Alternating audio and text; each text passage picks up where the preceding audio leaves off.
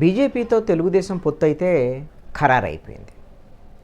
బీజేపీకి ఇచ్చేటువంటి సీట్లు ఎన్ని, ఎంపీ సీట్లు ఎన్ని, ఎమ్మెల్యే సీట్లు ఎన్ని అనేటువంటి అంశం మాత్రం ఇంకా తేలలేదు.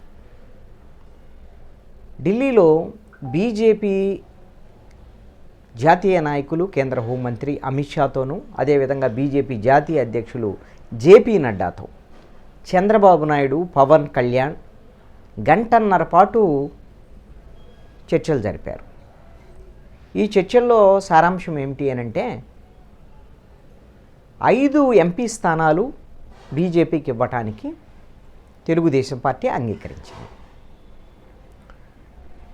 ఎమ్మెల్యే స్థానాల విషయంలో బీజేపీ కోరుతున్నదైతే 25 ఎమ్మెల్యే స్థానాలను అడుగుతుంది. తెలుగుదేశం పార్టీ అయితే 5-6 ఎమ్మెల్యే స్థానాలు అయితే బీజేపీ గెలవగలిగినటువంటి బలం ఉంది. ఇంకా అదనంగా మీకు సీట్లు ఇస్తే ఇది వైఎస్ఆర్ కాంగ్రెస్ పార్టీ గెలవటానికి అవకాశం ఉంటుంది ఆ సీట్లలో. కాబట్టి ఇది కూటమికి కూడా నష్టం అనేటువంటి విషయాన్ని తెలుగుదేశం పార్టీ బీజేపీతో చెప్పినట్లుగా ఇప్పటి వరకు సమాచారం. అంటే 25 అసెంబ్లీ స్థానాలు బీజేపీ అడుగుతుంటే ఇస్తామన్నది 5-6 ఎమ్మెల్యే స్థానాలు అనేటువంటిది తెలుగుదేశం పార్టీ వాదన. ఒకవేళ ఎక్కువగా అడిగితే ఎమ్మెల్యే స్థానాల వరకు 9 స్థానాలు తీసుకోండి, అసెంబ్లీ స్థానాలు. అవసరమైతే పార్లమెంటు స్థానాలు ఇంకా ఎక్కువగా తీసుకోండి. ఇప్పుడు 5 స్థానాలు కాకపోతే 7 పార్లమెంటు స్థానాలను తీసుకోండి అని కూడా తెలుగుదేశం పార్టీ బీజేపీకి ఆఫర్ చేసినట్టుగా ఒక సమాచారం.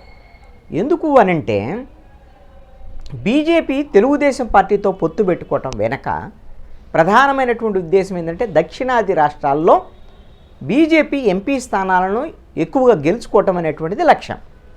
మరి అలాంటప్పుడు ఇక్కడ రీజనల్ పార్టీగా ఉన్నటువంటి తెలుగుదేశం పార్టీ అసెంబ్లీ స్థానాలని తెలుగుదేశంకు ఎక్కువ కేటాయించి ఎంపీ స్థానాలు బీజేపీ తీసుకుంటే కూటమి ప్రకారంగా ఇద్దరూ కూడా లాభపడేటువంటి అవకాశం ఉంటుంది అనేటువంటిది తెలుగుదేశం పార్టీ యొక్క వాదన. అయితే బీజేపీ మాత్రము మాకు ఎంపీ సీట్లు ఎక్కువ కావాల్సిందే, ఎమ్మెల్యే సీట్లు కూడా ఎక్కువ కావాల్సిందే అని పట్టుబడుతుంది. 20 అసెంబ్లీ స్థానాలు తగ్గితే అంగీకరించబోమని బీజేపీ పట్టుబడుతున్నట్టుగా సమాచారం. ఫైనల్గా 15 అసెంబ్లీ స్థానాలు, 7 నుంచి 8 లోక్సభ స్థానాలు ఇవ్వండి అని బీజేపీ అధినాయకత్వం చంద్రబాబు నాయుడు దగ్గర ఒత్తిడి చేసినట్టు సమాచారం. అంటే 7-8 లోక్సభ స్థానాలు ఇస్తే ఇప్పటికే 3 లోక్సభ స్థానాలని జనసేనకి ఇచ్చింది తెలుగుదేశం పార్టీ.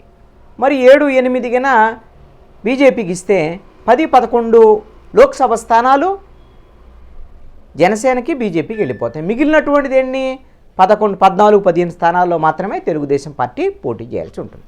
అయితే ఈ విషయంలో తెలుగుదేశం పార్టీ కూడా కొంచెం ఆచితూచి వ్యవహరిస్తుంది. ఎంపీ స్థానాలు ఇవ్వాలి అని అంటే అంగీకరిస్తున్నటువంటి పరిస్థితి అయితే కనపడుతుంది తెలుగుదేశం పార్టీ వైపు.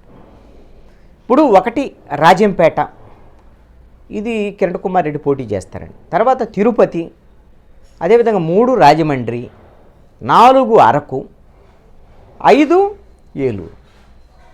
వీటికి ఈ 5 స్థానాలు ఇవ్వటానికి ఇప్పటికే తెలుగుదేశం పార్టీ బీజేపీకి ఎంపీ స్థానాలు ఇవ్వడానికి అంగీకరించింది. ఇక మిగతా 7-8 అంటే ఇంకా 2-3 స్థానాలు ఉన్నాయి. ఆ 2-3 స్థానాలు ఏమిటి? విజయవాడ, విశాఖపట్నము, అదేవిధంగా రాజంపేట కాదు, హిందూపూర్. ఈ 3 అంటే 8 స్థానాలు. అవసరమైతే 8 స్థానాలు కూడా తెలుగుదేశం పార్టీ బీజేపీకి కేటాయించేటువంటి అవకాశం ఉంటుంది. ఇంకా అవసరమైతే నరసాపురం ఎంపీ స్థానం కూడా బీజేపీకి ఇవ్వాలి అనేటువంటి ఆలోచనలో ఉంది. నరసాపురం గిన ఇస్తే విజయవాడ ఎంపీ స్థానాన్ని బీజేపీకి ఇచ్చేదానికి అవకాశం లేదు. నరసాపురం రఘురామకృష్ణరాజు పోటీ చేసేటువంటి ఆలోచనలో ఉన్నాడు. ఆయన జనసేనతో ఉంటాడు, తెలుగుదేశం పార్టీతో ఉంటాడు. బీజేపీ కోటాలో గిన పోటీ చేశాడు అనుకో, ఇది కూడా మంచిదే కదా తెలుగుదేశం జనసేనకి. ఇది అంటే సుమారుగా 8-9 స్థానాలు ఎంపీ స్థానాలు బీజేపీకి ఇచ్చేదానికి అవకాశం. మరి ఇప్పుడు సమస్య అంతా అసెంబ్లీ స్థానాల విషయంలోనే. అంటే 15కు తగ్గితే ఒప్పుకునేటువంటి పరిస్థితులు 15-20 మధ్య ఆగి ఉంది అసెంబ్లీ స్థానాల విషయంలో బీజేపీ. మరి ఇప్పుడు మిగిలిపోయిన స్థానాలు డిక్లేర్ చేయాల్సిన ఎన్ని తెలుగుదేశం జనసేన పంచుకున్న తర్వాత 118 పంచుకున్నారు. మిగిలింది 57. 57లో ఈ 15 ఏమో పోయినాయి అనుకోండి, ఇంకా 42 మిగిలేది. అవి కూడా తెలుగుదేశం పార్టీకి. మరి జనసేనకి ఏమన్నా 1-2 ఇస్తారో లేదో తెలియదు. మరి ఇలాంటి పరిస్థితుల్లో ఫైనల్గా 13 స్థానాలకి అసెంబ్లీ స్థానాలు, అదేవిధంగా 7 నుంచి 8 లోక్సభ స్థానాలకి బీజేపీకి ఇచ్చేటువంటి విధంగా, అంటే మొత్తం కలిపి బీజేపీకి 20, జనసేనకి 27 మొత్తంగా, 24 + 3, 24 అసెంబ్లీ, 3 పార్లమెంట్. ఈ విధంగా ఒప్పందం కుదిరేదానికి అవకాశం ఉంది. అమిత్ షా, అదేవిధంగా జేపీ నడ్డా వీళ్లతో మళ్ళీ చంద్రబాబు నాయుడు, పవన్ కళ్యాణ్ ఇద్దరూ కూడా మళ్ళీ ఈరోజు కూడా మళ్ళీ సమావేశం కాబోతున్నారు. ఈ సీట్ల విషయంలో ఒక క్లారిటీ రానుంది. ఎన్డీఏలో తెలుగుదేశం పార్టీ చేరడానికి ఇప్పటికే ఒప్పందం కుదిరింది.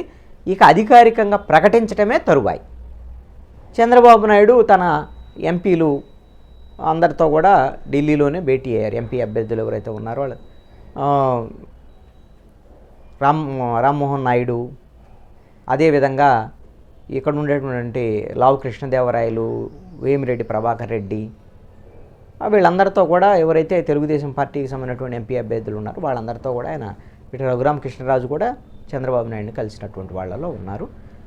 పూర్తి స్థాయిలో బీజేపీతో పొత్తు తర్వాత ఏ విధంగా ముందుకెళ్ళాలి ఏమిటి అనేటువంటి దాని మీద చంద్రబాబు నాయుడు కసరత్తు చేస్తున్నటువంటి పరిస్థితి ఉంది. వరుసగా ఢిల్లీలో భేటీలు జరుగుతున్నాయి. ఢిల్లీ నుంచి చంద్రబాబు నాయుడు వచ్చారు అని అంటే పొత్తు విషయంలో ఒక స్పష్టత వచ్చినట్టే.